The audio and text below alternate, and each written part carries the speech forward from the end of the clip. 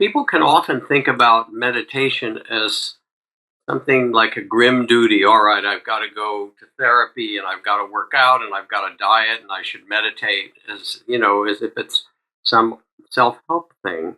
And especially since you asked, when your nervous system, as all of ours, is in disarray right now, somewhat, and vigilant and wary, meditation is not supposed to be a grim duty, but rather more an act of adventure and understanding of opening the mind and heart and bringing a sense of well-being. Mahatma Gandhi said, "What use is freedom if it doesn't also include the freedom to make mistakes?" And my teacher, Ajahn Chah, we would ask him different questions about things. And a lot of the times he would say, "It's uncertain, isn't it? Tell me about enlightenment." He'd smile. He'd say, "It's uncertain, isn't it? Well, tell me what happens when you die. It's uncertain, isn't it?" I mean, he had teachings, but he loved the wisdom of uncertainty. He said, "Why don't you be just as you talked about, Tim, when you're washing the dishes, as Thich Nhat Hanh described, to feel the soapy water in your hands and enjoy washing the dishes or being with another person." I remember reading about these Russian astronauts who got in trouble and were not sure they would even make it back from their orbit above the Earth where they'd been for a while, but finally they did, and their capsule came down and opened, and they said they touched the Earth with their feet, and it was the most glorious moment just to be in the dusty plain of Kazakhstan and touch the ground and the plants that people might have called weeds, to see the eyes of people who were walking around meeting them, or to be able to go home and sit at a table with people, felt absolutely miraculous. And so there's something about meditation when we quiet the mind, and yes, we can bring compassion and tend to all the difficulties that we carry, but it's an invitation to get bigger, to feel the sense of mystery. As the poet says, "I'm moving at tremendous speed toward a star in the Milky Way. My heart's a little fast. Otherwise, everything is fine." And for you and those who listen, to remember that spirit of adventure and joy that was there as a child, the child of the spirit. So if you would, Tim, close your eyes for a moment. Let's just meditate together, and other people can join us. And take a couple of long breaths. Let yourself settle.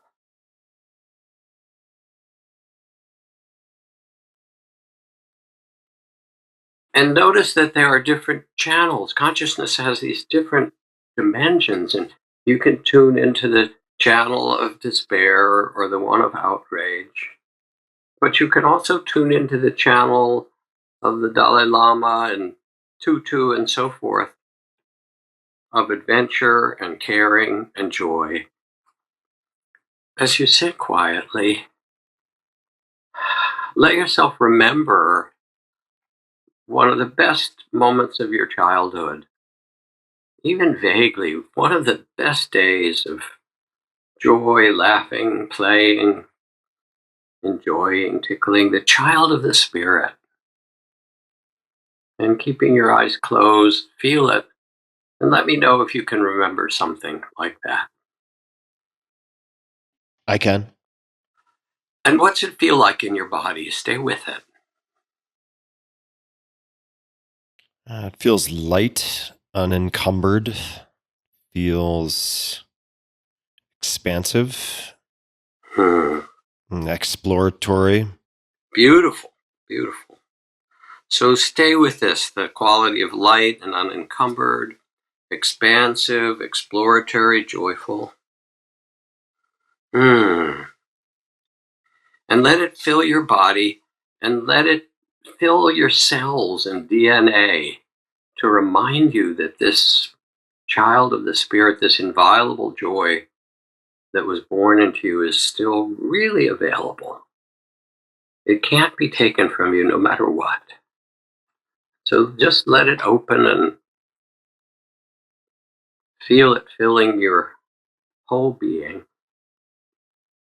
in an easy, joyful way.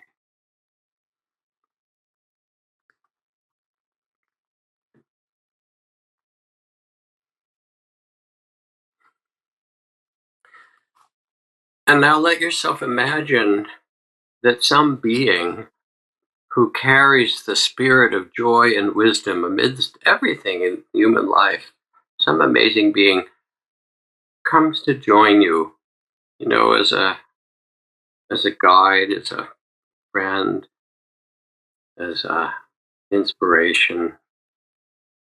And let yourself be surprised who wants to come, this carrier of joy and wisdom amidst it all. And see who wants to arrive or appear.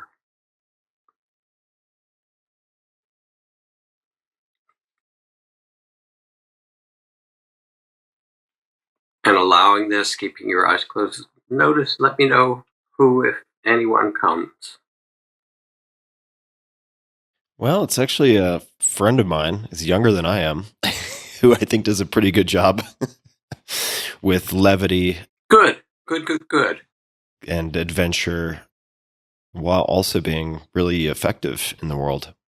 So both adventurous and joyful, adventurous and effective. Mm-hmm. And so this friend, male, female? Male in this case.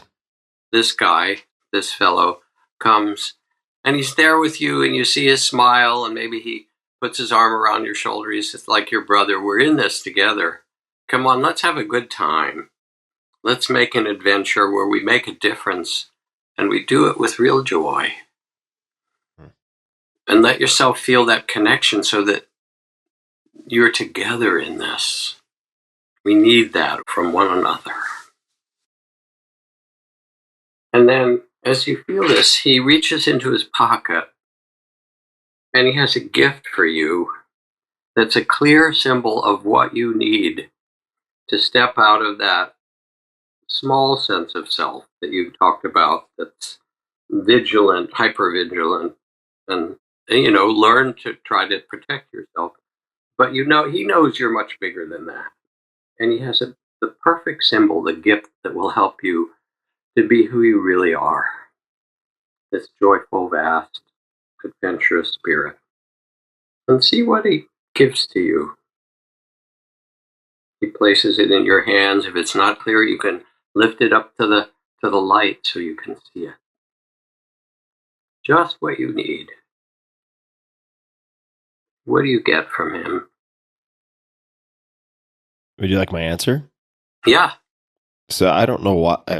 Maybe there's no why, but it looks like a very small, maybe 1.25 inch diameter, almost like a pendant, but it's a silver circle with some type of circular bluish green stone in the center, which is round.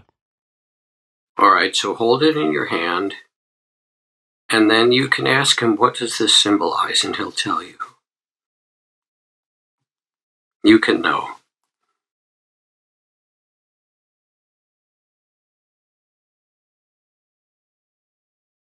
Your intuition, your understanding will come. But what does he tell you it symbolizes? Unending connection, the circularity of it. Yes. The illusion of separateness. Mm. So hold it in your hand, and he's reminding you that part of the joy and the adventure you can have is that you're connected with it all. You're always connected. That circularity, and there's a joy in that, a spirit. You can't fall out of that circle because it is you.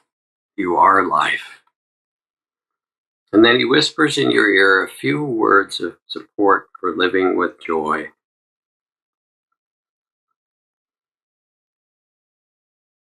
What does he say? The first thing that came to mind was take it easy. Take it easy. Listen to that. I've heard the song myself. And you're laughing as you say it, and feel that laughter fill your body. Because he's really reminding you who you are, that you can do this, that this is actually not just a channel, But this is underneath all the rest that we try to do. Here we are, we try to be grown-ups, responsible, protect ourselves, take care of everything.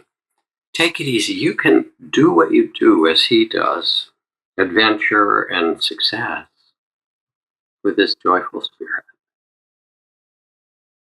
And pause and just feel it.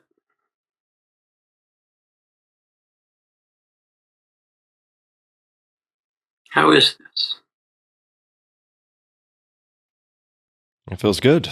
Yes. It feels lighter. There's a certain unwinding Yes. sensation to it. Beautiful. So you're kind of demonstrating in your own experience now for other people who are listening, watching. You're really demonstrating what meditation can do. It can open you from what's called the body of fear, the small sense of self, to a expansiveness and to a sense of connection and well-being.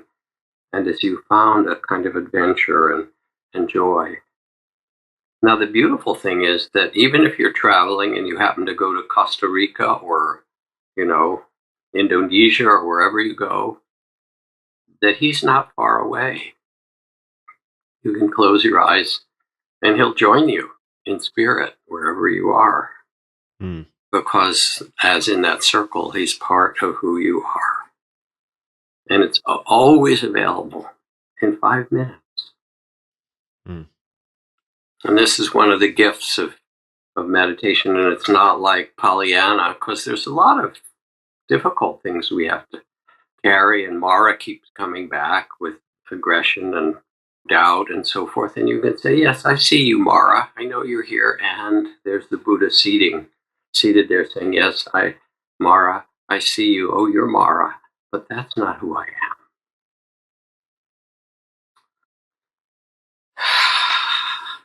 Thank you, Jack. Oh, it's a pleasure to sense you in this way, because I know it's true for you.